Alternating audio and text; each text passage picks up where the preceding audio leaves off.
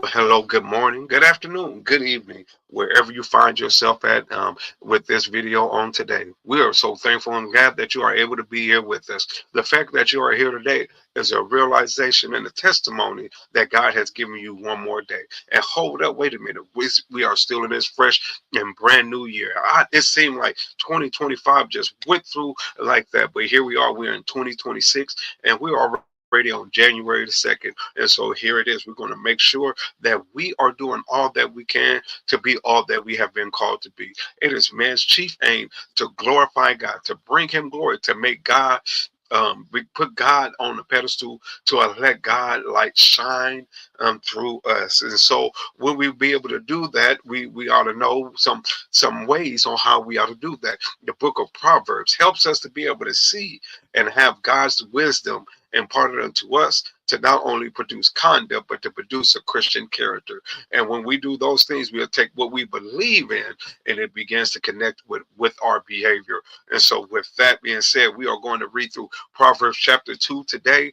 We'll be reading this from the English Standard Version. But before we do get started with Proverbs, let's go ahead and just look at a couple of things here in particular. One of the things I want to focus on today, yesterday, we focused on the background and some of the foundational things dealing with it. Well, primarily the purpose of the book of Proverbs. We talked about the purpose of it being to impart godly wisdom, the purpose of it to shape our character. The purpose is to prepare us for our daily living. Here it is. Now, today, we want to focus in on its authorship and some of the different things that it took to bring a book of Proverbs together. Primarily, our number one author that is with the book of Proverbs is the man by the name of Solomon. Solomon was King David's in the Old Testament. That is his son as he is reigning as king, that is compiling these things together. And he had a reputation for knowing God-given wisdom. Not only do we see it here in this book, we could look through the First Kings chapter 3 verses 5 through 14, and it gives us some of that outline. He wrote many proverbs during Israel's golden years, and Solomon's wisdom was both a divine gift and a disciplined practice. Here it is. And then, but not only is Solomon an author here, but we also see there are times where it point to some folks or somebody that says just the wise. There's one by Proverb 30 by Agar. And then Proverbs 31, which does entail what we hear, the Proverbs 31 woman, but King Lemuel, um, um, Lemuel, I think it is. House Lemuel. I can't even say it right. King Lemuel, King Lemuel. It's like Samuel, but with an L. Lemuel. Um, but you see this, and so those proverbs, it is comprised over times. It has been edited and preserved for instructions. And read some of the things we also begin to be able to see when we look at proverbs like Proverbs 25, and it talks about a scribes collecting Solomon's sayings. Later, it begins to show us that even how kings like Hezekiah played a great role, and shows how intentional the transmission of wisdom was across generations. It wasn't, as my wife like to say nowadays, it wasn't nobody gatekeeping. This wasn't nobody being able to have all the information and then not doing anything to share it with someone else. And so um, we will be reading this right here in its entirety, dealing with Proverbs chapter 2. And as we continue to move forward with this today, hold on, wait a minute now, because Proverbs chapter 2 will definitely have some very interesting things that we can be able to see. The theme, if we could put a theme on Proverbs chapter 2, it would be not the foundation. The foundation of wisdom was chapter 1. The chapter 2 will be the pursuit of wisdom, and it emphasizes that we ought to be seeking God and His wisdom with intention. that wisdom is not something that we accidentally stumble across, but it is something that is searched for like a very valuable treasure. And so then, with that being said, let me see if I can, if I've been trying to get this thing. Oh, that's why. There we go. Let's see, cancel that one. There we go.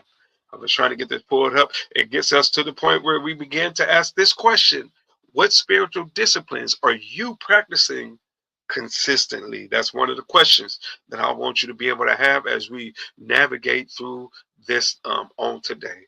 But for now, we are going to go ahead and we get started. We're going to be reading through Proverbs chapter 2 according um, according to the English Standard Version. You see it down there at the bottom. I still have not found the way to be able to get the whole text up on the screen. I'll have to create the PowerPoints or bring in my secondary screen, which is not currently connected. So with that being said, I will be reading this for your hearing out of the English Standard Version, the ESV. And here we are at Proverbs chapter 2. Proverbs chapter 2. I'm trying to see if I can pull it up, make it bigger for me.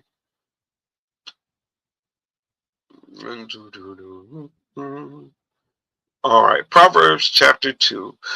My son, if you receive my words and treasure up my commandments with you, making your ear attentive to wisdom and inclining your heart to understanding. Yes, if you call out for insight and raise your voice for understanding, if you seek it like silver and seek for it as for hidden treasures, then you will understand the fear of the Lord and and find the knowledge of God. Here it is, for the Lord gives wisdom. From his mouth comes knowledge and understanding. He stores up sound wisdom for the upright. He is a shield to those who walk in integrity, guarding the path of justice and watching over the way of his saints. Then you will understand righteousness and justice and equality, every good path, for wisdom will come into your heart and knowledge will be pleasant to your soul. Discretion will watch over you, understanding will guard you, delivering you from the way of evil, from men of perverted speech who forsake the paths of uprightness, to walk in the ways of darkness, who rejoice in doing evil and delight in the perseverance of perverseness, excuse me, and delight in the perverseness of evil, men whose paths are crooked and who are devious in their ways. So you will be delivered from the forbidden woman, from of the adulteress with her smooth words, who forsakes the companion of her youth and forgets the covenant of her God. For her house sinks down to death, and her paths to the departed. None who go with her, none who go to her come back, nor do they regain the path of life. So you will walk in the way of the good and keep the path of righteousness, for the upright will inhabit the land, and those with integrity will remain in it, but the wicked will be cut off from the land, and the treacherous will be rooted out of it. That is our reading for the day.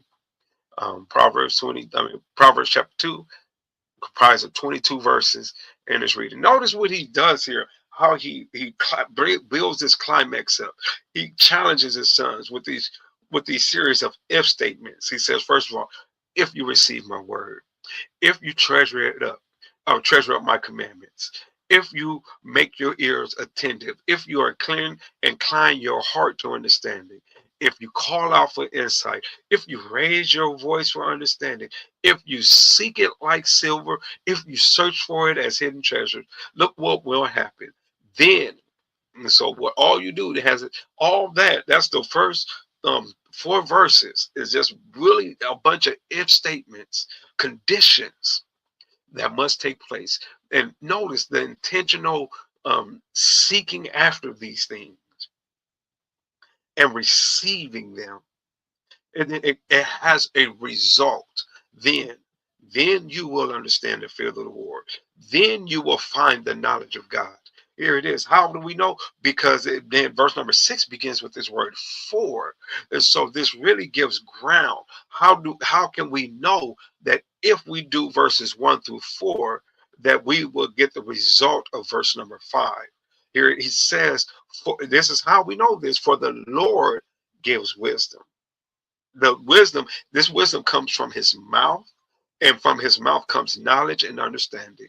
It lets us know that the Lord gives wisdom, the Lord gives this knowledge, Lord gives understanding, that the Lord stores up sound wisdom for the upright. He says, look, God himself is a shield to those who walk in this uprightness. We walk in this integrity.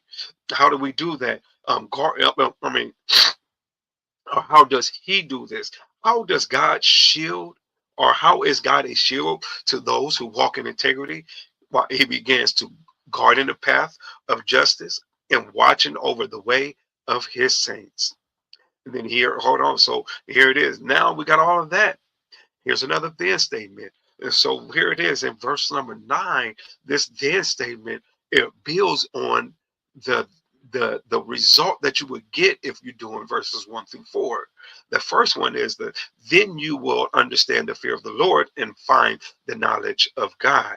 Then he says, look, hold on. Not only that, it's just say, then you will understand righteousness and justice and equality in every good path. And so all of this there is just, and then he builds on top of that again. How do we know this? Because wisdom, he says in verse 10, for wisdom will come into your heart. That's how we know you will have this understanding of righteousness and justice, because what wisdom is going to do is going to come into your heart, and then knowledge will be pleasant to your soul, and discretion will watch over you. Understanding will guard you, delivering you from the evil, from men of perverted speech who forsake. Hold on, what type of men? What is this about this perverted speech? He says in verse 13, these are the men who forsake the path of uprightness to walk in the ways of darkness. These are the men that rejoice in doing evil and delighting in the perverseness of evil. So then he even gives us in these verses what these men of perverted speech looks like. What wisdom, what wisdom is delivering you from. He shows how we can be able to look at it. One, they forsake the righteous, they forsake the righteous path. They walk in the ways of darkness. They rejoice in doing evil. They delight in the perverseness of evil. They are men who choose crooked paths. They are men who are devious in their ways. And then he also says, look, in verse 16, he says, look, now he moves to these couple of so statements. Again, a so statement in verse 16 and a so statement in verse 20. He says, so you will be delivered from the forbidden women. And he goes into this whole spiel with that. And in verse 20, he says, and so you will walk in the way of the good. And so when we see this right here, as he's talking about being delivered from the forbidden woman and being delivered from the evil way, he uses both of these analogies, these or these word pictures, or so to speak. I shouldn't say analogies. He uses these word pictures, these negative word pictures that begin in verse number 12 to highlight and to emphasize the verse number 11. First of all, that discretion will watch over you and understanding will guard you, but then also to highlight the positive aspect. And when we walk into verse 20, so you will walk in the way of the good and keep the path of the righteous. Here it is. You can see right here for another fourth statement. Here is, I don't know this, for the upright will inherit the land, and those with integrity will remain in it. And he says, look, but contrast to all that, don't get it twisted. Don't get confused, because the wicked will be cut off from the land, and the treacherous will be rooted out of it. And so here it is. He said, look, the wicked, they'll be cut off from the land, but they hold on, wait a minute. There are some that get into the land and they lose their integrity. And he says, the treacherous will be rooted out of it. That means somebody, I mean, that to me says that somebody in, at least in this mindset of Solomon, could have become and got been a benefit of living in the land. They have been rooted. They started a family, they kept their house, job, but they became treacherous. And when they became treacherous, there was some consequences. Um, and so, going back to that question, what spiritual disciplines are you practicing consistently ought to cause you to think, because if we're not, it can come along with some consequences. This this treacherous, this really to act covertly, fraudulently, to oppress, to afflict, to spoil. And so we see so many different things here. And this is something that that has to hit home with me first. Because there may be there are some things that I know I need to do better at, so that I'm not included in the treacherous ones, that I'm not um, um, becoming the wrong pathway.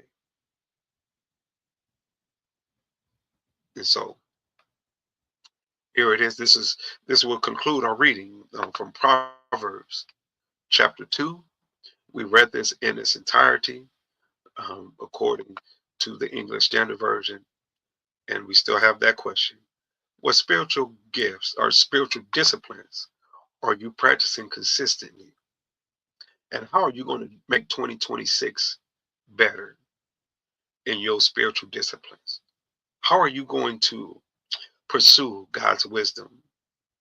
How are you going to align yourself with the will of God in this year? Well, may the Lord bless you and the Lord keep you. That is my humble prayer.